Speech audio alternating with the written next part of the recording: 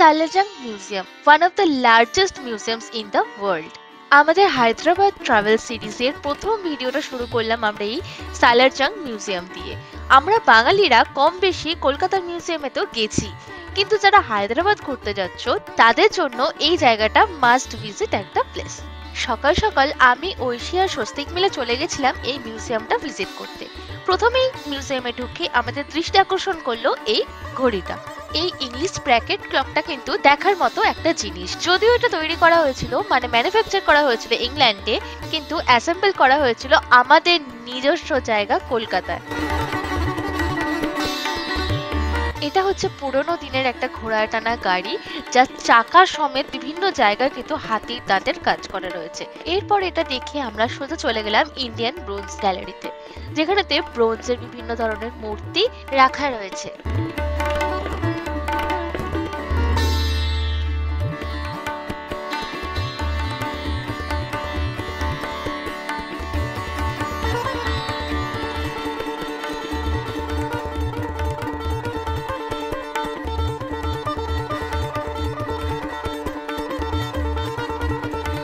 এবারে তো আমরা এমন একটা জায়গায় এসেছি যেখানেতে কাঠের ওপর এত সুন্দর সুন্দর আর্টওয়ার্ক করা রয়েছে, যেগুলো থেকে জাস্ট চোখ ফেরানো যাচ্ছে না।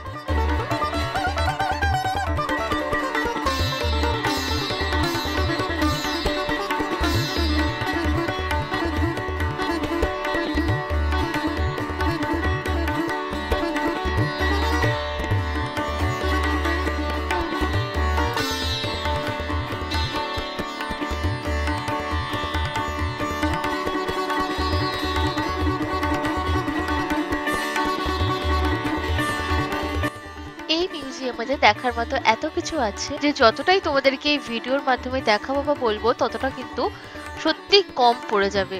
মূলত সালারজাং পরিবারের একটি ব্যক্তিগত আর্ট কালেকশন এটা, আর তৃতীয় সালারজাং মারা যাওয়ার পর এই মিউজিয়ামটা তৈরি করা হয়। অ্যাকচুয়ালি মিউজিয়ামটা তৈরি করা হয়েছিল মানে উদ্বোধন করা হয়েছিল হচ্ছে 1951 সালে।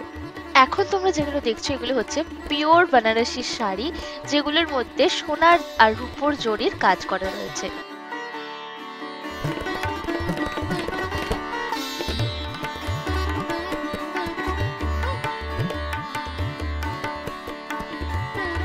এখন আমরা চলে এসেছি ঘুরতে ঘুরতে আইভরি রুমেতে, যেখানেতে যত রকমের সুন্দর সুন্দর স্কাল্পচার্স দেন আর্টওয়ার্ক দেন ফার্নিচার তোমরা দেখছো সব কিছু কিন্তু এখানেতে হাতির দাঁত দিয়ে তৈরি, আর এত নিখুঁত কাজ। এই হাতির দাঁতে বানানো চেয়ারগুলি 18th সেঞ্চুরিতে লুইস 16 টিপু সুলতানকে গিফট করেছিলেন।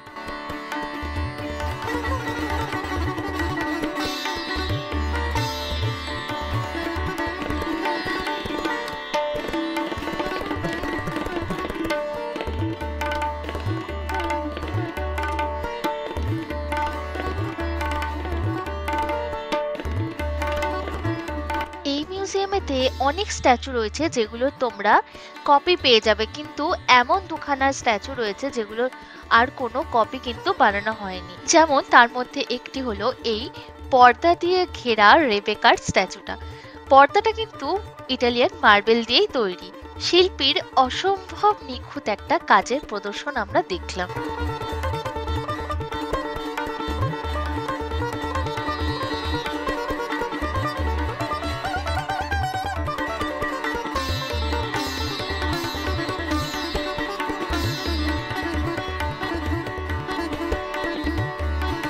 17th সেঞ্চুরি মুঘল স্কুলের সময়কার এটা হচ্ছে যুদ্ধের লোহার পোশাক।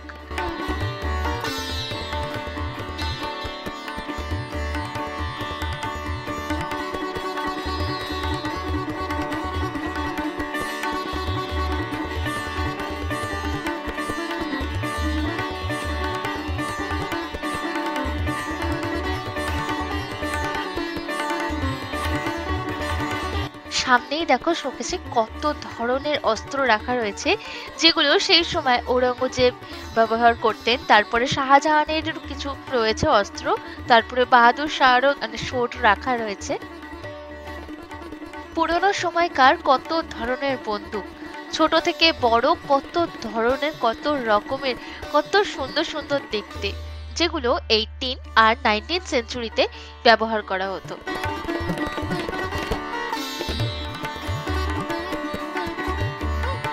এখন যে জিনিসগুলো তোমাদেরকে দেখাচ্ছি সেগুলোর অধিকাংশই রয়েছে পিওর সিলভার দিয়ে তৈরি, আর কিছু কিছু জিনিস হচ্ছে জার্মান সিলভার দিয়ে তৈরি। এগুলো 19 শতকে কিন্তু বেশ ব্যবহার করা হতো।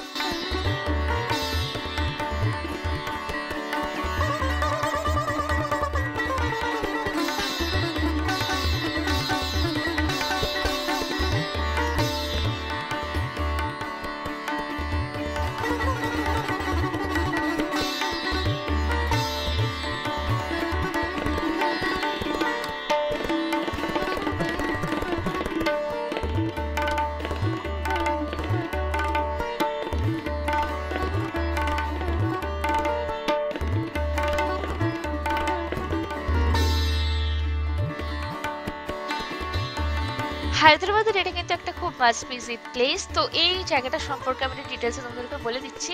বাই দ্য ওয়ে, এই জায়গাটার লোকেশন কিন্তু ডেসক্রিপশন বক্সে দেওয়া রয়েছে। আর এখানকার এন্ট্রি ফি হচ্ছে পার অ্যাডাল্ট 50 টাকা করে, আর পার চিলড্রেন 20 রুপিস। অ্যাবভ 5 ইয়ার্স চিলড্রেনদের জন্যই হচ্ছে 20 টাকা করে, আর ফরেন যারা ভিজিটার্স আছে তাদের জন্য 500 টাকা করে। আর স্টিল ক্যামেরা বা স্মার্টফোনের জন্য কিন্তু অবশ্যই একটা টোকেন কাটতে হবে, আদারওয়াইজ যদি ভেতরেতে ধরা পড়ে তো 500 টাকা হচ্ছে ফাইন। তো এটা মনে রাখতে হবে, যখনই অ্যাডাল্টদের জন্য তোমরা টিকিট কাটবে তখন কিন্তু অবশ্যই স্টিল ক্যামেরা আর স্মার্টফোনের জন্য 50 টাকার টোকেন কাটতে ভুলো না। তো 50 + 50 100 রুপিস করে পার পার্সন পড়ছে। আর এই মিউজিয়ামটা খোলা থাকে কিন্তু রোজ সকাল 10টা থেকে বিকেল 5টা অবধি, আর বুকিং কাউন্টার খোলা থাকে বিকেল 4:15 অবধি। কিন্তু এই মিউজিয়ামটা ঘুরতে গেলে কিন্তু অবশ্যই হাতের টাইম নিয়ে যেতে হবে। মানে জাস্ট এমন এমন জিনিস আছে যেগুলো মিস করা যাবে না। হিউজ একটা মিউজিয়াম, প্রচুর জিনিসপত্র আছে। তো তোমরা ঘুরতে গেলে বা কেউ ঘুরতে গেলে প্লিজ তোমরা হাতে টাইম নিয়ে যেও। চেষ্টা করো যে তাড়াতাড়ি ঘুরতে যাওয়ার, সকাল সকাল বেরিয়ে যাওয়ার। তো 10টা, 10:30, 11টার মধ্যে যদি ঢুকে যেতে পারো তো খুব ভালোভাবে তোমরা 3টের মধ্যে বেরিয়ে যেতে পারবে। কারণ সকালবেলা ঢুকলে 3টে থেকে 4টে বেজেই যাবে পুরো মিউজিয়ামটা ভালোভাবে ঘুরতে।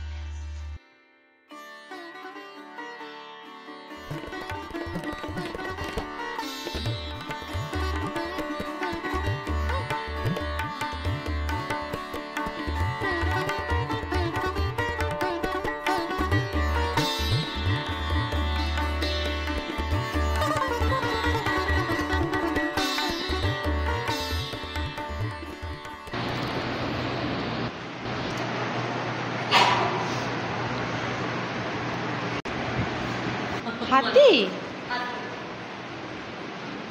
হাতির হাড়, বাবারে, কার গয়না? হাতির গয়না, বাবা বিশাল।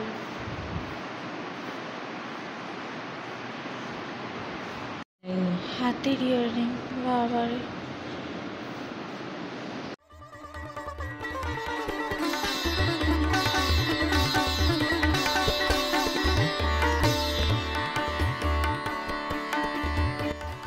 এই মিউজিয়ামেতে শুধুমাত্র ভারতবর্ষেরই না, বরং Japan, China, Burma, Nepal, Persia, Egypt, Europe এবং নর্থ আমেরিকার বিভিন্ন স্কাল্পচার, পেন্টিং, কার্ভিং, দেন টেক্সটাইল, পাণ্ডুলিপি, সেরামিকের কাজের যেগুলো মেটালিক শিল্পকর্ম রয়েছে সেগুলোর, কার্পেট, ঘড়ি, বিভিন্ন ধরনের আসবাবপত্রের সংগ্রহ রয়েছে। আর এটা কিন্তু বিশ্বের বৃহত্তম মিউজিয়ামগুলোর মধ্যে একটি।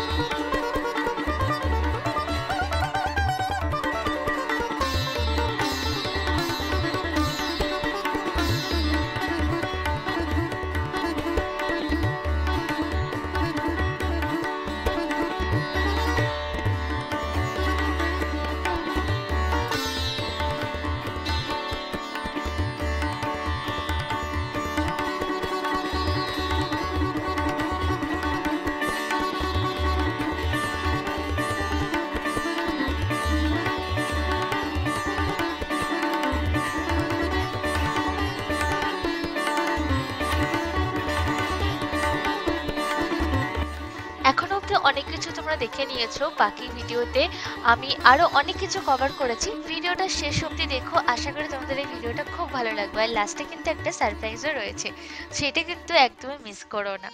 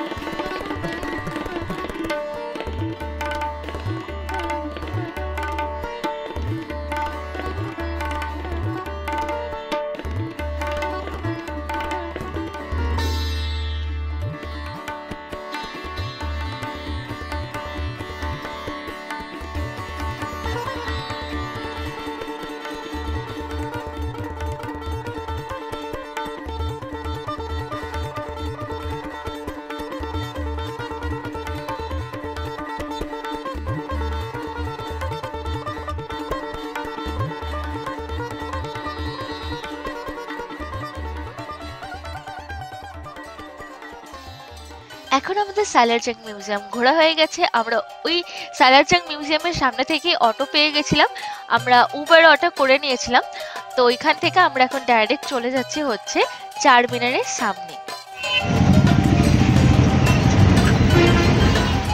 এই চারমিনারের সামনে এত বড় মার্কেট বসে, মানে এত স্ট্রিট শপিং এর অপশন রয়েছে যে তোমরা বুঝতেই পারবে না তোমরা আমাদের ধর্মতলা বা স্প্ল্যানেডে আছো নাকি না চারমিনারের সামনেতে।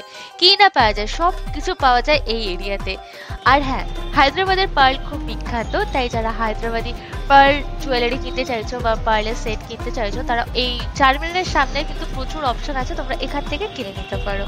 আর হ্যাঁ, বার্গেনিং কিন্তু মাস্ট এখানে কেনাকাটার সময়।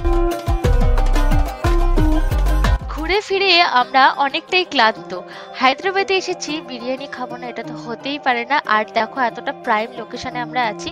আমরা এখন দেখতেই পাচ্ছ এসেছি চারমিনারের সামনে। তো এই ঠিক চারমিনারের সামনেই রয়েছে প্যারাডাইস বিরিয়ানি। তো আমরা আর কোনো কিছু স্বাদ পাঁচ না ভেবে চলে এসেছি এই প্যারাডাইস বিরিয়ানিতে। এখানকার একটা খুব ফেমাস আউটলেট কিন্তু এই প্যারাডাইস বিরিয়ানি। তো এত সুন্দর লোকেশনে এরকম চারমিনারের সামনে ভিউ দেখতে দেখতে আমরা অর্ডার করে দিয়েছি চিকেন বিরিয়ানি। আর আমাদের অলরেডি চলেও এসেছে টেবিলেতে, সার্ভ করছে। আমরা একটা স্পেশাল বিরিয়ানি নিয়েছিলাম, তো দুজনের জন্য এনাফ কোয়ান্টিটির ছিল। আর টেস্ট ওয়াইজ কিন্তু মানে কলকাতার স্টাইলের মতো একদমই নয়, কিন্তু আদারওয়াইজ তুমি যদি হায়দ্রাবাদি স্টাইলের ভাবো তাহলে কিন্তু বেশ ডিসেন্ট খেতে ছিল। আর চিকেনগুলো জাস্ট একদম জুসি আর একদম সফট ছিল। সঙ্গে দিয়েছিল স্যালাড, সালাড আর রায়তা।